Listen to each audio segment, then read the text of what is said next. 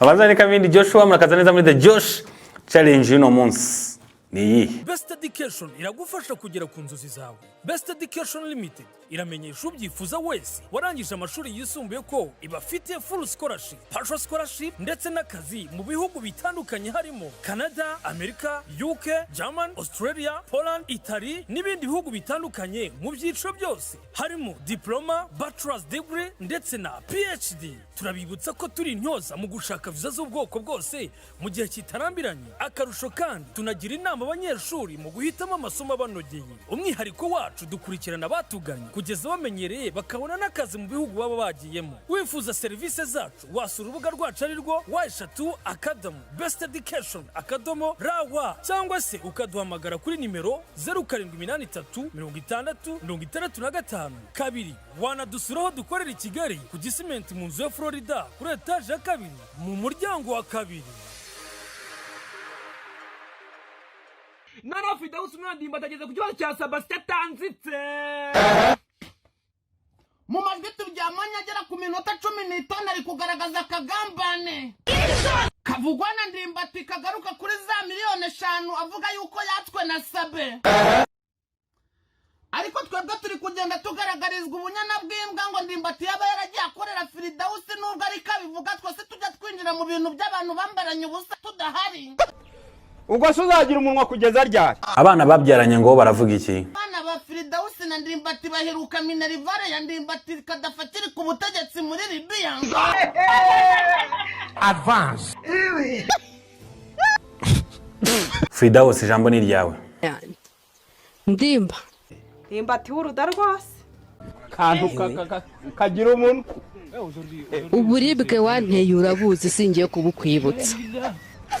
ubwo se uzagira umunwa kugeza ryari? Urabuzi amarira narize hejuru yawe urayazi. N'ubu ntarashira ako sinshaka kuzongera kurira kuri kabira n'umunsi n'umwe nkuririra. Nubwo nkwita imbwa bakarakara buri imbwa ni nziza imbwirindi gipanga imbwiyo yataye urugo yitwa iki? Imbwa yananiwe gukora inshingano se basebuja wayisigiye yitwa iki? Gapfe nawe gahambirwe gakubwe n'umurugo.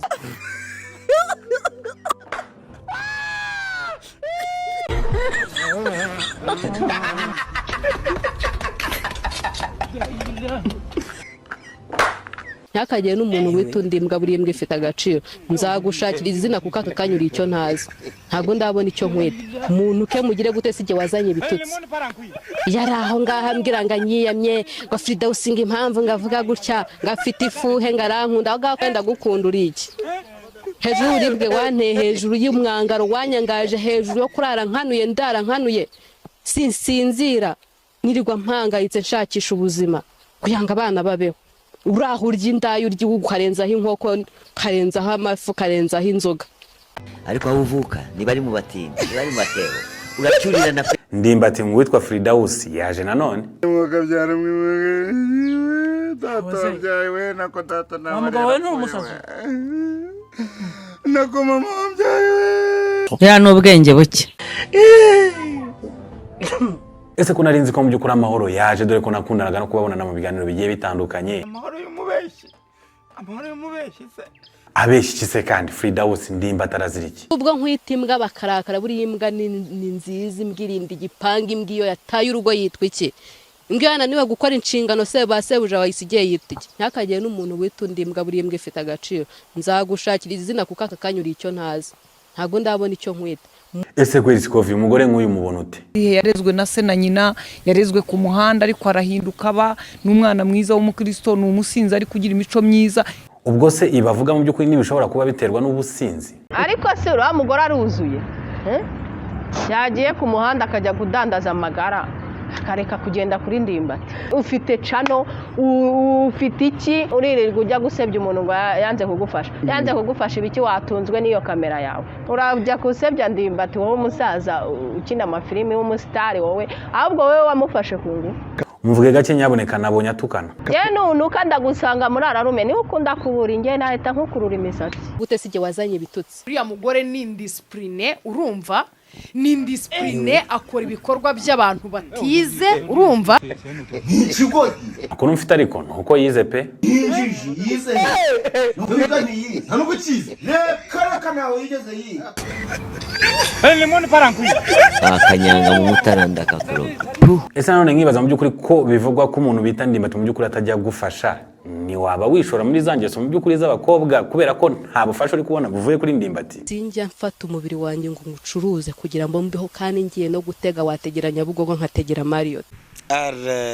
Gusa ibyo gutega byo ntabyo nigeze mvuga. Keza, ijambo rimwe kuri Fridaus. nta kintu kizakuraho yuko wowe Fridaus uri umugore. Icyubahiro ni umuntu ukiha. Nshuti yanjye, nta muntu uzakugirira impuhwe wowe utazigirira. Ndimbati ntago azakubaho utiyubashye. Ushatse kuvuga iki? Fridaus ntago akunda bano bantu. Nukuri ko Imana Fridaus I'm sure umubyeyi ukunda abana be ntago abajyana muri social media. Esire Oya nawe niba mu byukuri ubakunda wakabaye ubaharanira ukanabafasha ukanihahira ukanabahahira nk'uyu mugore. Yewe mvuye gucuruza ibigori nguza uturahura tubiri tw'umuceri natwo baratunyatse. Ubwo se ubu tuzarusonyuza hano ku mupaka mfite n'ibyangombwa byuzuye. Bandije ku makuru y'umusirikare warashwa. Uwo musirikare sindamuteka abana banje baramurya. Gusa ngiye mbona Ndimbati mu byukuri wowe n'uyu mugore watenda mu byukuri mwakagiye mu mahugurwa pe. Ningera aho baduhugurira ndasobanura iki. Wakoze iki se kandi ushatse kumbwira ko mu byukuri utajyamo? Ntabwo bishoboka. Sinabyemera rwose. Ese uko mu byukuri ushatse kuvuga ko umuntu wafunzwe nyuma akaza gufungurwa kugira ngo atange indezo ku bana, ushatse kumbwira ko nta n'ikintu mu byukuri yari yaguha na kimwe? mwaka w'ibihumbi 2022 Ndimbati yafungurwa. Muri 2022 yampaye 70. Muri 2023 mu mpera mu byo mu kwa 9 yampaye 50. Ubwo ni 120. Ayo mafaranga mbabwiye imbere y'Imana niyo nzi yaba yaraturutse mu maboko y'uriya mugabama. Nayo 70 agifungurwa impamvu yayampaye nge ndayizi. Yayampaye ari manzubaza ngo kugira ngo mbone ko yahindutse ngo ntajurira. Sikovi ibi bya Ndimbati mu byukuri urabivuga yiki? Hari abagabo barutwa n'inkoko. None se ibi avuga mu byukuri abiterwa niki? Ibi bintu dukurura agahinda ke tukumve, ariko nutanakumva wijya kuvuga ko nta gahinda afite. Wowe uri kubivuga nkande? Jewe ndi umugore ngo wanze umugabo. Warebye ibyaye byakunaniye ukareka iby'abandi ukareka ubujajwa. Natwe ibitutsi twabibona, natwe twagambana, natwe twajya gucisha tukabaroga. Nindo gututse. Ese mu byukuri reka nibariza izo manga Fridaus we na Ndimbati mugiraho ikibazo mu byukuri mwazereye umuntu bita Papa Sava udafite abana akazirerera. Kasiyano ufite imyaka ingahe? Nduzuza 40 hafi ahangaha. Imyaka 40 uracyari ingaragu nibyo? Yego. Utekereza kuva muri rya rubugaragu? Imana ni impumugisha bishobora kuba vuba kuko agahanga umugenzi kabi yagiye. Iyo nkunze kubivuga numva abantu baba banenze abandi bakazamura amazuru. Lemon parankwi. Ariko agahanga umugenzi kabi yagiye. Ndategereje sinacumeye ku Mana. Ceceka gasoma inguge. Urakabiyo nguge wacaha. Ya n'ubwenge buke. Enjoyinga internet idashira ku bihumbi 16 Gusa. Ndavuga Mango 4G smartphone unlimited package ukoresha ukwezi kose naguhagarara. Sibyo gusa, none unazajiga 30 zaguraga ibihumbi 16 ubu twarazihananuye ziri kugura ibihumbi 8,900 gusa. Mvuga iki sendeke iki koko? Iri ni gororo utasanga hande. Yoboka Mango 4G nonaha nawe kuryoshe. Ku bindi bisobanuro waduhamagara ku murongo wacu utishurwa ni 2550. Mango 4G, truly 4G network. None se wowe ufite ubwenge mu byukuri washakanye na Papa Sava ko numva nawe ngo umugabo mu byukuri mutakibana? Reka shwishwishwishwishwi nta imva niyo munda nago yajorora. Si nk'uyu ngo ni kirabiranya mu byukuri ukundwa n'abakobwa benshi ariko nkibaza impamvu mu byukuri adashaka. Rero nimba abantu banyikundira ku cyumva kugira ngo nawe bagukunda ari uko nteranya n'abo bantu nibamvaho barakuzaho. Ikintu kimwe mu byukuri nkunda Ndimbati nuko atigeze yihakana abana nk'izi nzererezi. Wanteye inda turi. Inda guteye inda. Bakase buranyihakanye. Je naguteye inda. Nise wacunze neza ubona uratwira. Akusikari ibyo. Ibintu byabaye kuri Mariya nyina wa Yezu nawe bishoko byakubayeho. Indagiro kwera Nyakso warabikoze ese we muri mwe ninde udasambana ninde udasambana ahubwo oya wenda ibyo ngibyo duse nkaho tubyihorera wenda simbizi ariko kuba Ndimbati mu by'ukuri atari akanyabana nk'umugabo sibyo Kenisi Ndimbati si umugabo uriya muntu n'umugabo sha ibintu mwabyumvise reka nkubwize ukuri njyewe ndamutse ngiye no kwiteza inda pe bya bindi bavuga ngo barayigutera nacunga agahungu kimbura mukoro kimbwa ariko keza Kanyombya ibura byumva mbiri ukuntu umugabo ashaka gutwita none se kuki mumwita mutyo nta n'umugabo azapfa boye shanje mu by'ukuri nuko buri gihe mu by'ukuri yo nkundanye mbengwa nta bundi nge nagashatse pe wagiye ukabajya ukwemera utakwemera ukamwihora abakobwa barabuje niba warababuje muzaje mu ndeshi mu ntwara jewe si ndi umukobwa advance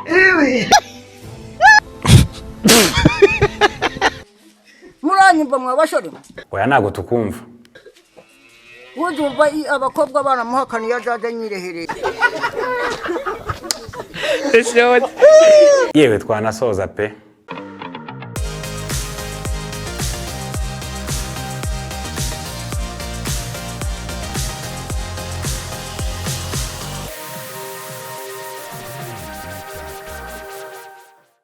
Best Education iragufasha kugera ku nzozi zawe. Best Education Limited iramenyesha ubyifuza wese warangije amashuri yisumbuye ko ibafitiye full scholarship, partial scholarship ndetse n'akazi mu bihugu bitandukanye harimo Canada, Amerika, UK, German, Australia, Poland, Italy n'ibindi bihugu bitandukanye mu byiciro byose harimo diploma, bachelor's degree ndetse na PhD. Turabibutsa ko turi intyoza mu gushaka viza z'ubwoko bwose mu gihe kitarambiranye. Akarusho kandi tunagira inama abanyeshuri mu guhitamo amasomo abanogeye. Umwihariko wacu dukurikirana batuganye kugeza bamenyereye bakabona n'akazi mu bihugu baba bagiyemo. Wifuza serivisi zacu wasura urubuga rwacu arirwo wa@besteducation.rawa cyangwa se ukaduhamagara kuri nimero 0783 kabiri. Wanadusuraho dukorera i Kigali ku Gisimenti mu nzu ya Florida kuri etaje ya kabiri mu muryango wa kabiri.